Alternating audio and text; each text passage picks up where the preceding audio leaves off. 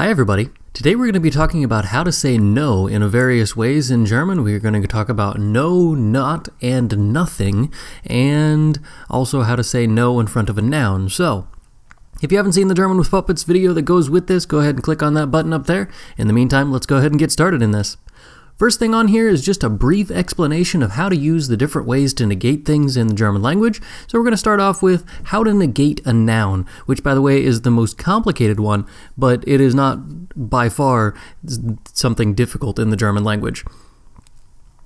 So in order to say no to a noun, so in other words like, I have no money, I have no horses, and so on, those things, those are going to be using a form of kein. This is used directly in front of the noun, and it uses the ein word endings. Basically, it means that you have to add an en for anything that's accusative masculine, which if you haven't seen the video for that, I've got one of those linked in the doobly-doo. Also, if you have a feminine noun, you're going to add an e. If it's a plural noun, you're going to add an e as well. But other than that, it's going to be no ending whatsoever. It's just going to be kein. That's for the nominative and accusative cases. At this point in the year, my students haven't actually found the dative case, but if you're familiar with the dative case, you probably are also familiar with the em, er, en endings that the ein words take, and that would then be the same thing for kein. And for those of you who are aware of the genitive case, it's the same thing, sr. So, next one on here is how to negate a prepositional phrase, and this is probably the easiest one. You just put nicht in front of it. So, you put nicht directly in front of the thing that you want to negate. As long as it's not a noun, you can use this wonderful little word. It just means not. So, you can use this in front of adjectives. You can say like, nicht groß, not large. You can also say things like, nicht 3 Uhr, like not at 3 o'clock, I've got something going on that day. So anyway, you just put this in front of a prepositional phrase. You can use it in front of time elements. You can use it in front of adjectives. It's kind of a versatile word. It just means not in English. In order to say nothing, as in just like, hey, what are you doing? Nothing. Then you're going to be using the word nichts, which is just nothing, and it's used exactly the same as it is in English, where you're just like, you're using it all by itself. There's never anything after it that is necessarily negating, but it's just saying nothing, exactly like it is in English. And number 4 on the list is just how to say no, which I hope everybody already knows at this point, and that is nein. As in, nein, das kannst du nicht. But anyway, this is used in front of a sentence most of the time, so it's usually 9, comma, and then the rest of the sentence. But otherwise, it could also be used all by its little lonesome in its own sentence. You don't have to have, the whole subject-verb thing going on. You can just say, like, hey, you want to go out tonight? Nein.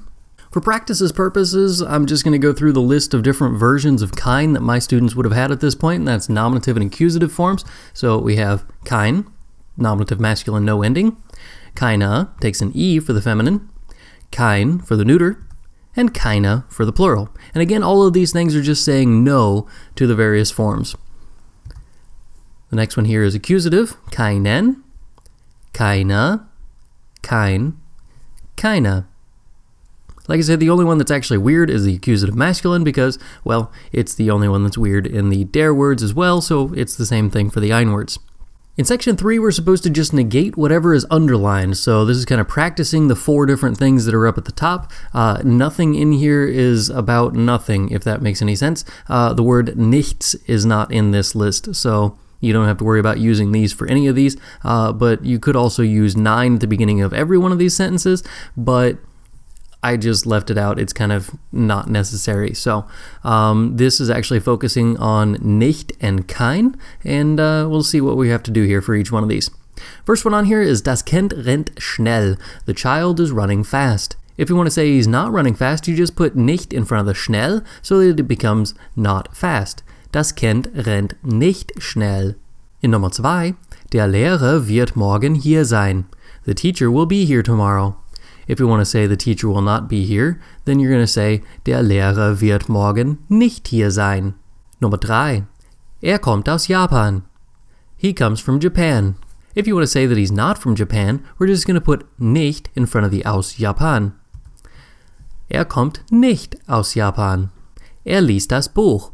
You'll notice that I have the entire thing underlined for this one, so now we're asking ourselves, like, what do we do with this? It says, he is reading the book. In English, we would say he's not reading the book, or he isn't reading the book.